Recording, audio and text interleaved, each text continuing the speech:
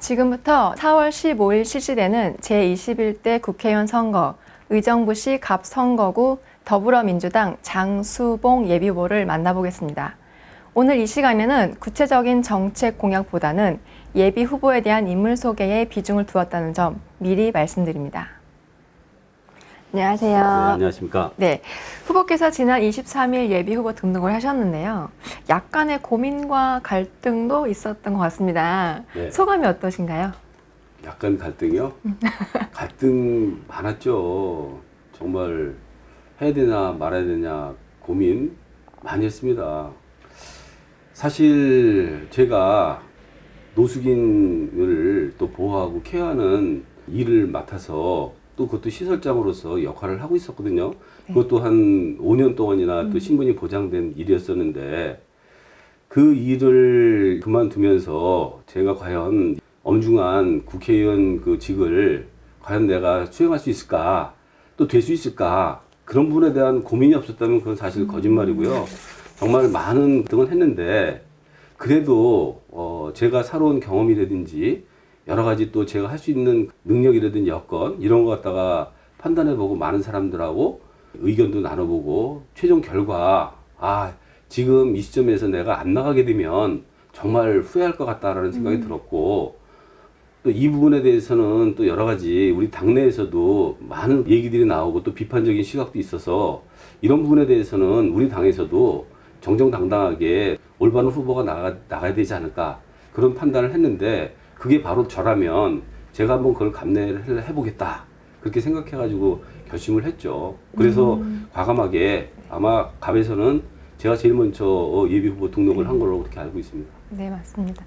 후보님의 고민이 좀 많이 엿보이는 것 같은데요. 후보께서는 서울대학교 사회교육과를 졸업하고 네. 또 삼성그룹에서 30년을 근무했던 엘리트 자원이신데 정치에 입문을 하셨습니다. 네. 그 배경과 혹시 활동 이력을 소개 부탁드리겠습니다. 예. 사실은 저는 워낙 제가 흙수저였어요. 왜냐하면 어렸을 때 아버지가 사업을 망하셔가지고 정말 그때 당시에는 제 여동생도 도시락 싸갈 때 그 감자 같은 걸 싸갈 정도로 굉장히 어려웠었거든요. 그래서 저는 그때 당시부터 어려운 부분들을 알았고, 또한 개인적으로는 과외를 시켜가면서 고등학교 때 과외를 시켰었어요. 애들을 가르치면서. 그러면서도 학업 부분들은 되게 열심히 했었어요. 그래서 뭐 남들 어렵다는 또 서울대학교도 들어갔고 데모도 하고 유신도 독재에 대해서 저항도 하고 했었는데 부모님이 말리시는 거예요. 그 부분에 대해서는. 그래서 저는 제 주변에 있는 정치하시는 분들이 저도 많이 알고 계셨던 분들이세요. 뭐 신재철 지금 의원님이시라든지 아니면 그 심상정 그 정의당 대표님도 그러시고요. 그때 한참 학생 운동을 했을 때에 저도 같이 활동을 했던 그런 분들이시거든요. 근데 저는 그 길로 가지를 않고 사실은 대기업에 입사를 해서 부모님 말씀을 잘 들었죠. 그래서 직장 생활도 잘 끝냈고, 그러나 내 마음속에는 한구석에는 굉장히 그 뭔가가 지금 갈급한 마음이 있었어요. 왜 그러냐면 정말 그 좋은 세상을 만들어야 되는데, 특히 저는 잘 살았는데 우리 다음 세대들, 그런 다음 세대들을 어떻게 잘 이끌어 가야 될까, 또는 토양을 만들어 줘야 될까, 또 그리고 반칙 없는 그 세상을 갖다가 만들어 줄까라는 그런 부분에 대한 어떤 의무감이랄까 그런 것이 생겼었거든요. 제가 사회복지를 공부를 했는데 사회복지를 공부하면서 개인적으로 이렇게 1대1로는 잘해줄 수 있으나 솔직히 어떻게 보면은 더 많은 부분에 대한 것들을 해주려면은 제도권에 들어가서 제도를 바꾼다든지 어떤 법령을 바꾼다든지 그러면서 전체를 많은 부분에 대해서 선한 영향을 미칠 수 있는 방법은 정치라는 생각이 들었습니다. 그래서 과감하게 제가 정치를 하겠다고 생각을 했고, 그때 당시에 잘 이끌어 주셨던 분들이 문희상 의장님 그분께서 그러면 너와 들어와서 의정부 사회에서 한번 제대로 한번 해봐라, 그런 어떤 말씀을 주셔서 제가 과감하게 도전을 했고, 그래서 이제 정치에 입문하게 된 거죠. 그 말씀하신 중에도 나왔던 부분이긴 한데요. 사회복지학과를 나오셨고 또 취약계층을 위해서 많은 일도 하셨는데 특별히 또 노숙인들을 위한 활동을 많이 하셨더라고요. 네. 혹시 또 그 이유가 있을까요? 사실은 지난 지방선거 때 굉장히 가슴이 아팠습니다. 저도 그 낙선한다는 것은 사실은 가슴이 아픈 일이거든요. 근데 저는 나름대로 지금 그때도 환경이 좀 바뀌어서 그때 이제 선거구가 갑자기 3명의 시의원을 갖다가 그 뽑는 시의원 선거구에서 2명으로 바뀌었던 상황이 있었고, 뭐 제가 많이 부족했었지만 여하튼 간에 낙선되고 난 연후에는 사실은 그 지역 주민을 위해서 활동을 못 한다는 부분에 대해서 많이 아쉬웠던 부분들이 솔직히 있고요. 그러나 그것도 어떻게 합니까? 그건 저 운명인데, 다만 그래도 저는 선출직이었기 때문에 그래도 지역 사회에서 뭔가를 갖다가 좀 기여할 수 있는 좀 해야 되겠다. 그런데 사실은 뭐 다른 곳에서 우리 의정부시가 아닌 다른 곳에서도 이제 오파가 왔었습니다. 제가 할 수 있는 일도 찾아볼 수 있었고요. 그러나 제가 굳이 노숙인을 선택한 부분들은 모름지기 선출직은 정말 그 지역에 헌신하고 해야 되는 부분들이라고 생각을 했고요. 그래서 이런 분들이 마침 시에서 노숙인 센터장을 모집한다는 얘기가 있었기 때문에 과감하게 그 힘들다는 그 부분에 대해서 사실 힘들었습니다. 정말 그 하면서도 힘들었었는데 보람된 일이었었고요. 정말 누구든지 그 센터장은 저 후임으로 잘하기를 바라고, 저는 그 만약에 좋은 어떤 선출직에 된다면 어떤 일을 하시는 분들에 대한 제도 개선이라든지 처우 개선이라든지 그런 부분에 대해서 잘 해드리고 싶은 생각이 굴뚝 같습니다. 네. 말씀하신 것처럼 또 여러 활동을 통해서 지역에서 어느 정도 인지도가 꽤 있으신데 앞으로 선거 운동을 하시면서 어떤 정치관으로 유권자의 지지를 이끌 것인지 계획 있으신가요?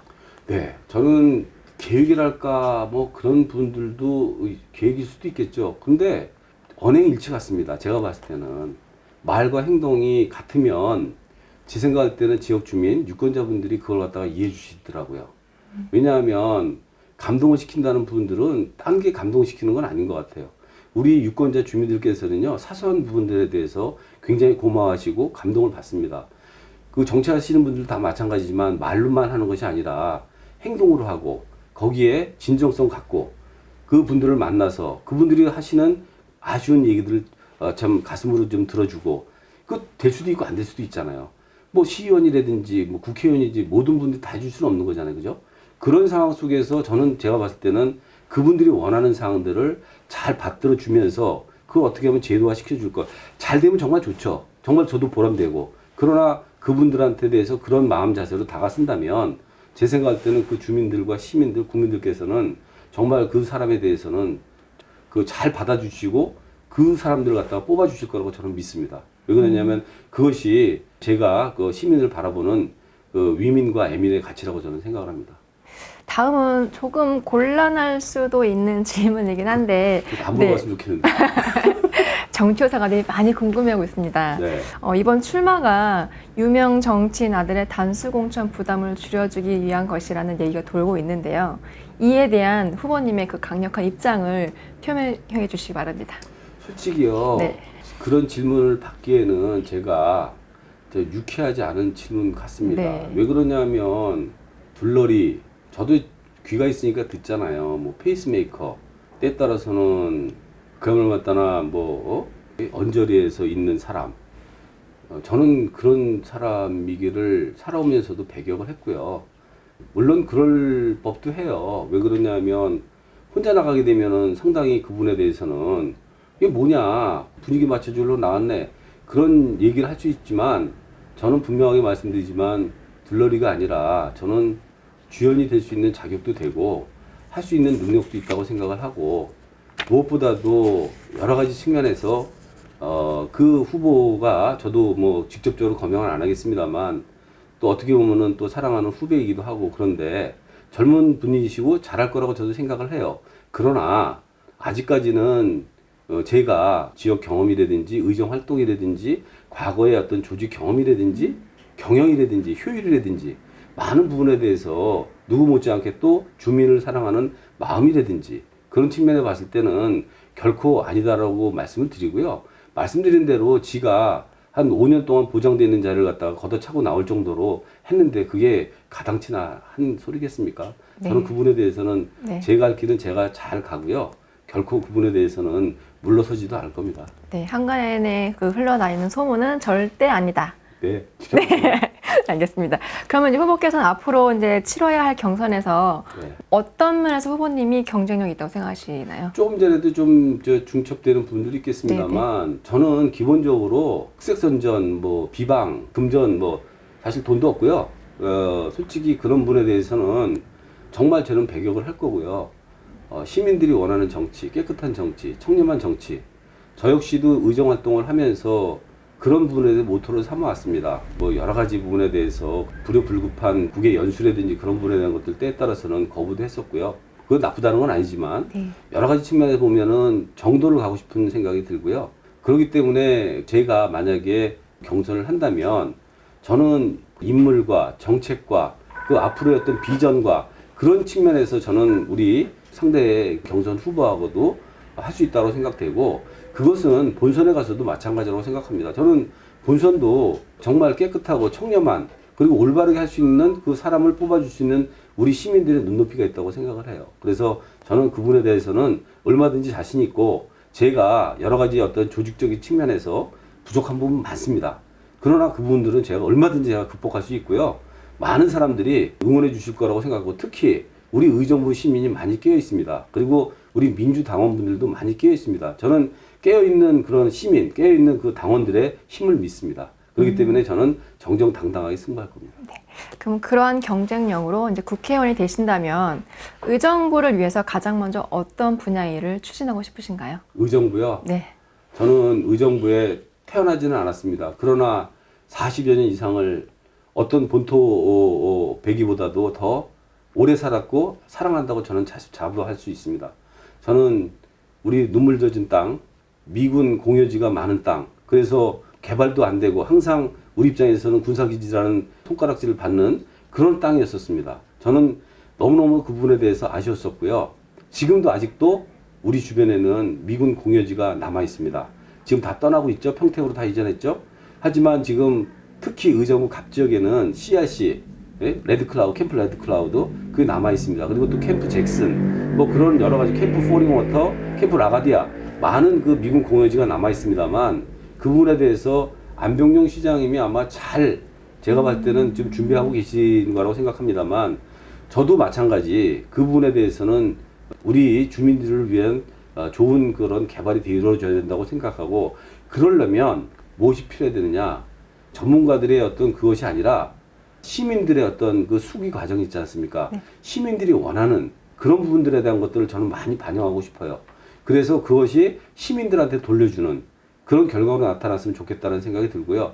만약에 그렇다면 솔직히 저는 뭐 기업이라든지 또는 더 나아가서는 뭐 문화공간이라든지 그런 것이 많이 들어서서 우리 시민들이 정말 그 잘 뛰어놀고 정말 자급자족이 될 수 있는 그런 도시로 발전시켰으면 좋겠다는 생각이 들고 그러려면은 사실은 우리 의정부 예산만으로는 불충분합니다. 그래서 우리 국비 예산 확보가 필수적이라고 생각을 하고요.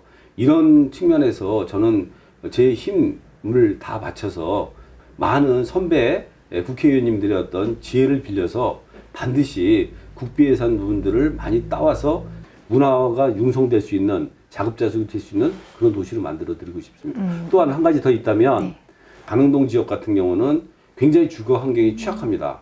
재개발도 안 됐고 해서 도시 재생 사업이라든지 그런 거 정말 잘 돼야 된다고 생각을 하고요. 또한 그 우리 행복로 같은 경우도 지금 보면 굉장히 상권이 죽어 있어요.